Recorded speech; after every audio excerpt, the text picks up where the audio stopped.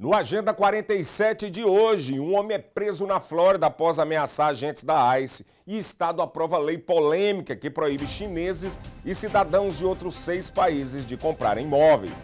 Em Washington, o Congresso tenta encerrar a paralisação histórica do governo federal. E o poder naval americano volta a mostrar força. O porta-aviões gigante dos Estados Unidos chega à América Latina e aumenta a tensão com a Venezuela. Tudo isso e muito mais, agora, no Agenda 47.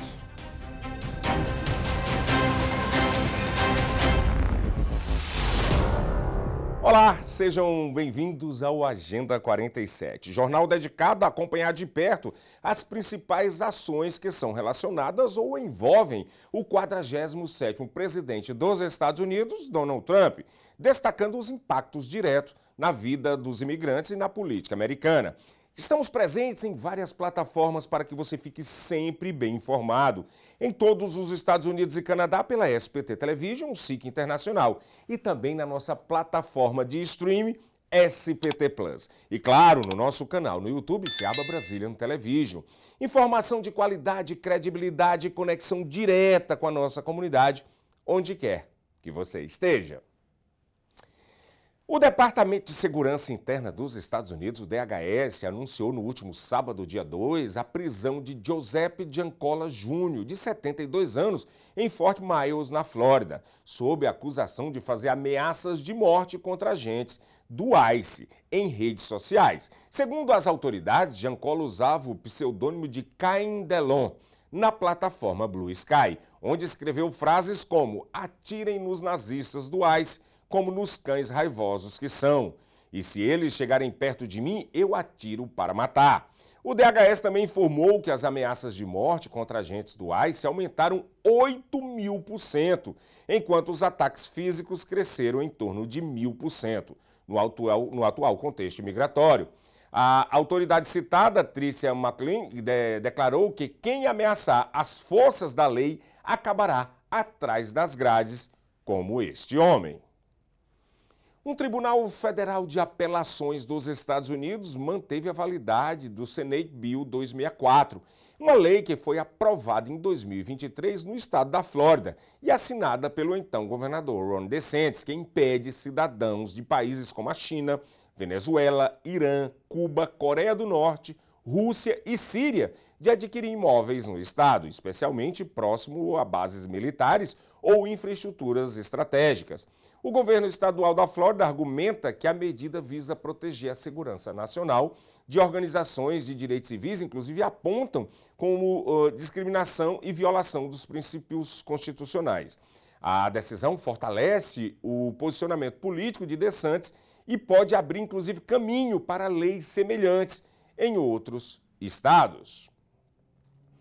O governo dos Estados Unidos solicita à Justiça autorização para deportar o Quilmar Abrego Garcia, o imigrante que até então tinha sido erroneamente enviado para El Salvador e agora vai para a Libéria, apesar de seu país de origem e seu histórico tornarem essa medida bastante controversa.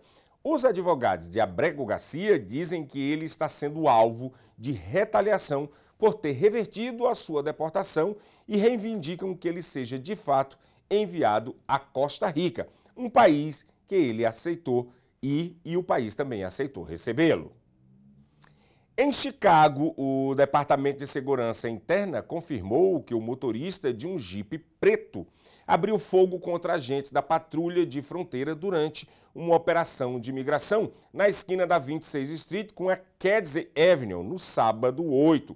Ninguém ficou ferido e o atirador fugiu. Um suspeito foi detido já na segunda-feira, dia 10. Segundo a imprensa local, a polícia também registrou objetos arremessados contra as viaturas do ICE durante a ação.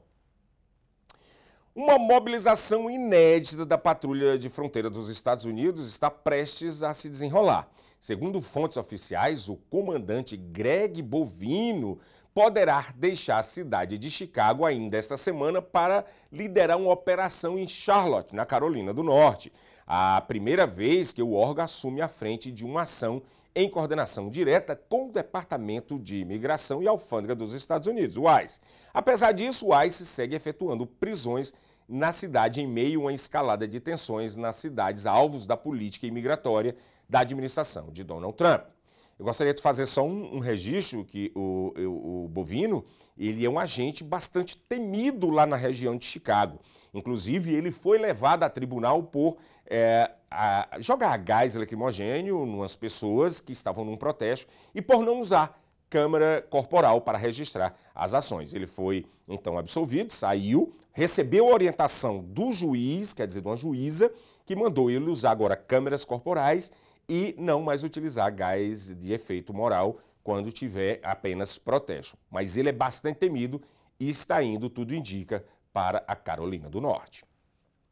Um relatório recente do Serviço de Pesquisa do Congresso dos Estados Unidos revela que, em fevereiro de 2024, mais de 40 mil nacionais e estrangeiros estavam servindo em unidades ativas ou de veterano das Forças Armadas dos Estados Unidos. E olha só, aproximadamente 115 mil desses veteranos não são naturalizados americanos, apesar de muitos terem servido em teatros de conflitos como a Guerra do Iraque. Esses militares permanecem vulneráveis e podendo ser deportados, mês após ter arriscado a sua vida. A situação acende, inclusive, um alerta no Congresso. Como equilibrar o patriotismo em uniforme com os riscos da imigração ou até mesmo risco de deportação.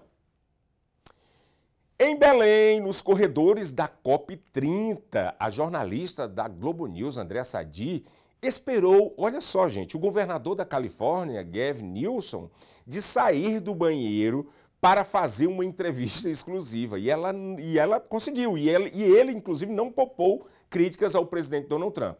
Segundo Newsom, a ausência de Trump no evento é uma completa abdicação de responsabilidade para liderar e entregar o protagonismo climático à China. Ele disse ainda que a China entende muito dessa transição verde e muito melhor do que qualquer outro país, e que Trump está cedendo essa liderança dos Estados Unidos para a China. Então vamos agora conferir esse momento, agradecer aqui a cortesia do G1, essas imagens, em que a jornalista flagra o então governador da Califórnia, Gavin Newsom, saindo do banheiro e faz uma entrevista. Vamos acompanhar. So, your first impressions of Belém and what does it mean for the United States that you don't have Donald Trump here? I mean, I think it's symbolically significant. It's a complete abdication of responsibility to lead on the world stage on one of the most critical challenges of our time. It's also one of the great on goals in terms of economic policy. Yeah. I mean, this is the next great economic opportunity, this transition. China understands it better than anybody. He is ceding leadership to China. President Xi is cheering. And so from my perspective, I'm here on behalf of those that are not. The people of the United States, also to remind people all around the world that it's many parts, United States, and we represent the largest state in the union, size of 21 state population. We just had a big victory in California now. And we not only had a big victory on behalf of democracy, we also had a huge climate victory by extending our cap and trade program to 2045. So we're doubling down. We want to dominate in the future, and we want to be a collaborative partner. It's not a zero-sum game, and we're not going to cede leadership to Donald Trump. How do you see the importance of COP30 in the middle of the forum? Well, in particular, I mean, this is sort of the essential why. Why are we here? What's the nature of this convening? What's its purpose? And that's to connect us to 10,000 generations before us, to connect us in a spiritual and cultural way to our Creator. I think it's profoundly meaningful and moving. It's your first time here? Yeah, my first time here, but I think it's significant substantively for me, not just symbolically. Thank you very much. Realmente uma jornalista para fazer uma entrevista, eu consegui ali uma exclusiva, não tem local e não tem cerimônia. Parabéns por essa entrevista que a jornalista conseguiu. E ainda lá em Belém, no auge da COP30, em Belém, no estado do Pará, O governador da Califórnia, o Gavin Newsom, assumiu o microfone e na terça-feira, dia 11, reafirmou que enquanto o seu estado, a Califórnia, avança com tecnologias verdes e aposta numa economia do futuro, a administração do presidente Donald Trump vira as costas para um tema. Segundo Newsom, essa decisão não é apenas ambiental, é econômica, geopolítica e cultural. Ele reafirmou, inclusive no discurso, que os chineses estão interessados em discutir. Eles inundam o mercado e vão dominar o próximo grande setor global. Ele ainda afirmou, apontando para que os Estados Unidos sendo estúpidos, mas a Califórnia não é. Para ele, não basta um discurso, trata-se de competir e liderar na era da transição energética. Vamos ver essa reportagem da Reuters. China, they're not interested in this debate. They are flooding the zone and they're going to dominate in the next great global industry. So I'm here as well from an economic prism. The United States of America is dumb as we want to be on this topic, but the state of California is not. And so we are going to assert ourselves, we're going to lean in, and we are going to compete in this space. But we can't do that without all of you. And this is how I'll end, with humility and grace and understanding that we need to build partnerships and we need to build on collaboration. So we're here with an open hand, not a closed fist. So we're doing everything in our power. There's a resistance to Trump and Trumpism that is emerging in the United States. But I hope people's state of mind globally is that he is not a permanent fixture of my country. A Câmara dos Representantes dos Estados Unidos retornou na terça-feira, dia 11 de novembro, a Washington após 53 dias de recesso, com aeroportos lotados e clima de urgência para votar uma proposta que pode pôr fim à maior paralisação da história dos Estados Unidos. A United States Senate já aprovou, o Senado americano já aprovou o acordo, válido inclusive até 30 de janeiro de 2026, que reabre o governo e revela tensões dentro dos democratas sobre subsídios de saúde.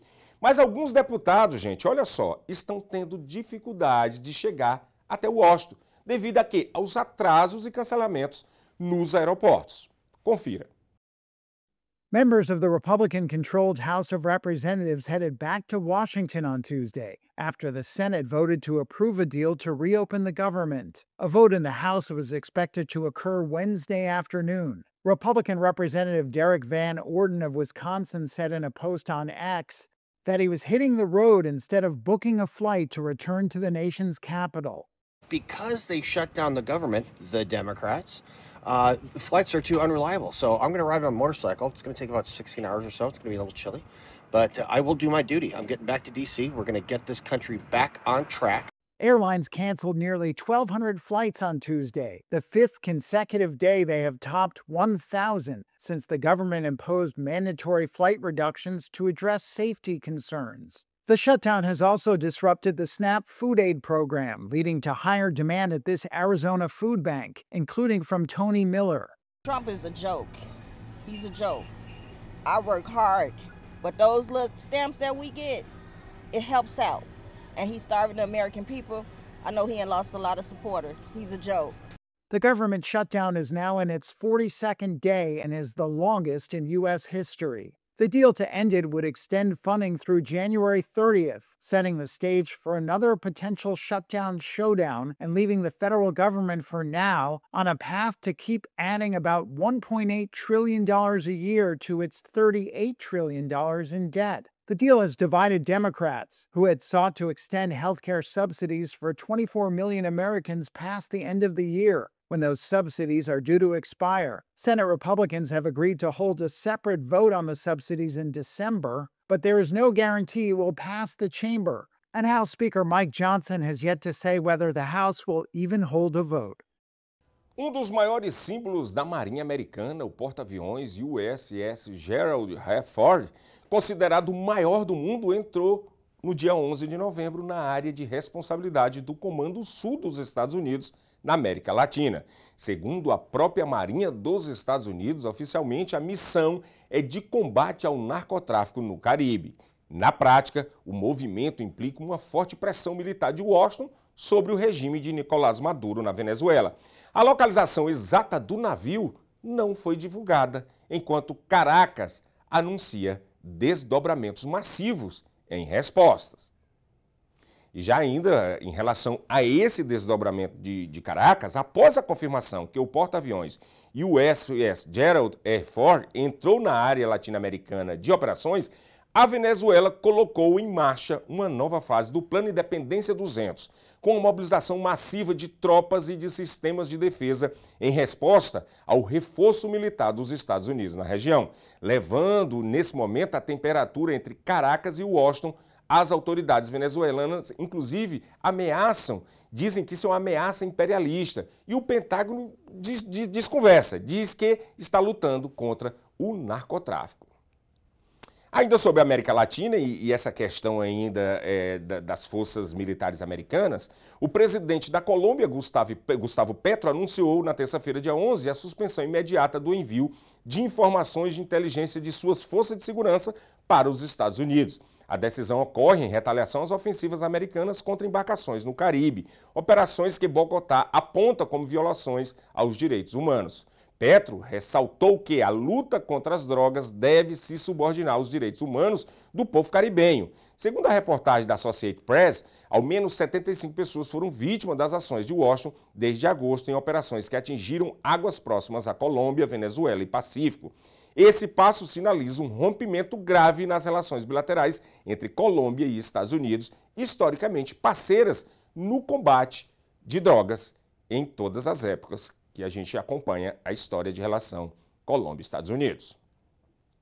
E olha só, gente, na sessão da última terça-feira, o plenário da Câmara Legislativa do Distrito Federal em Brasília virou um palco de tensões enquanto o deputado Joaquim Roriz Neto, do PL, apresentou um projeto de lei, o decreto de número 303/25, que visava conceder ao presidente dos Estados Unidos, Donald Trump, o título de cidadão honorário de Brasília. A iniciativa, eleita pelo autor como reconhecimento à defesa dos valores conservadores, gerou uma forte reação da oposição, que considerou o gesto inadequado, inclusive desconectado com a realidade brasiliense, e até uma afronta à democracia com o esgotamento do apoio político. Roriz retirou o projeto da pauta antes dela ter sido votada.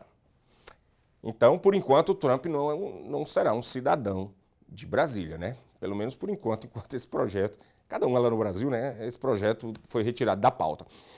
Vamos agora colocar aqui as capas dos nossos jornais comunitários. O que é que eles estão destacando? Vamos aqui para o Jornal Brazilian Times aqui, trazendo o lançamento do Consulado-Geral do Brasil em Miami. Esse é o Jornal Brazilian Times da Flórida, que diz que o Consulado-Geral do Brasil em Miami lança hub da diáspora científica e tecnológica. Nova taxa de $100 mil ameaça programas de visto H-1B nos Estados Unidos.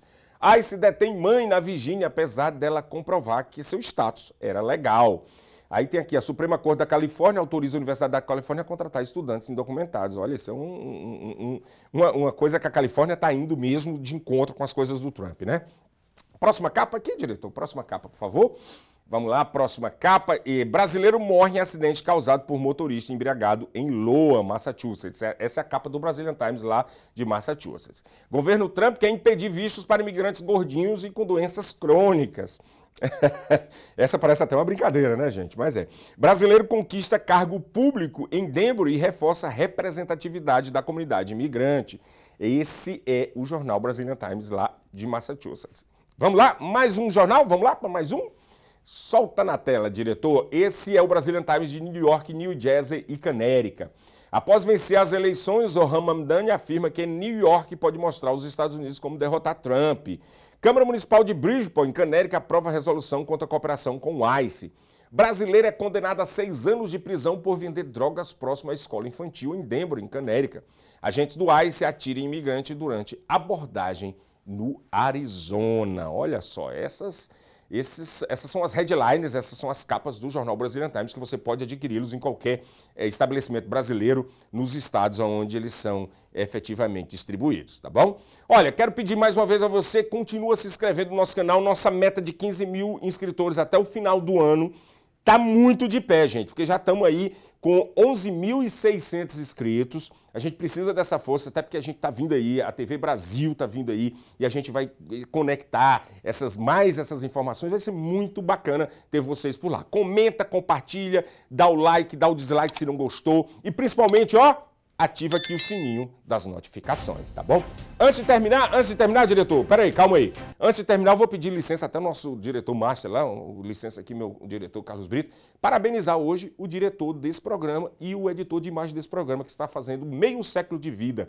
Parabéns, Madureira, muito obrigado pela parceria. Eu estou pedindo licença aqui à nossa direção para deixar aqui os nossos parabéns, os nossos agradecimentos. Aqui, gente, aqui a gente dá toda a equipe da SPT inteira, dá o sangue para levar conteúdo para vocês, tanto aqui nesse programa, como nos programas que são apresentados para a comunidade também direcionada aos portugueses. Então, obrigado, Madureira, pelo seu apoio, muitos anos de vida, mais 50 aí para frente, no mínimo, tá bom? Logo mais às 7 da noite estarei de volta aqui, ancorando o Brasil News. Até mais tarde.